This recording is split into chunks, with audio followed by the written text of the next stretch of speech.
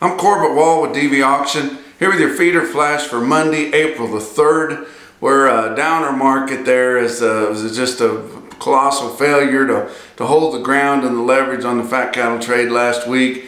Your board ended up down, your fats last week for the week, down close to $2 there for the week, with April ending the week at $119.95, which is still 8 to 10 bucks really lower than what your cash market is, even though it was lower. June ended the week at 110.87, which I guess that's where we're headed because we can't seem to prop anything up and guys are just starting to give their leverage away. Feeder cattle down just over $1 for the week last week, with June ending the week at 132.70. That's where most of your open interest is. April contracts ended the week at 133.90.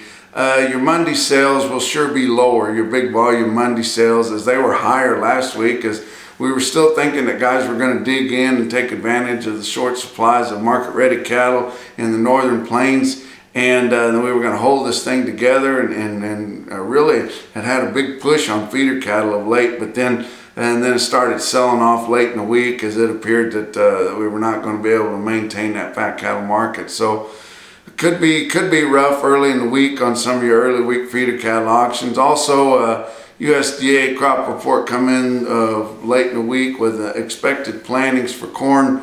They came in actually lower than what expectations were, so that could prop corn up a little bit. But at the same time, your corn stocks or stockpiles of corn for March come in larger than 10% larger really than what they were last year. So those two things could maybe offset, and we'll see. But expected plantings of corn, 90 million acres, which seems like a lot, but it's down 4 million from last year, and quite a bit below expectations there.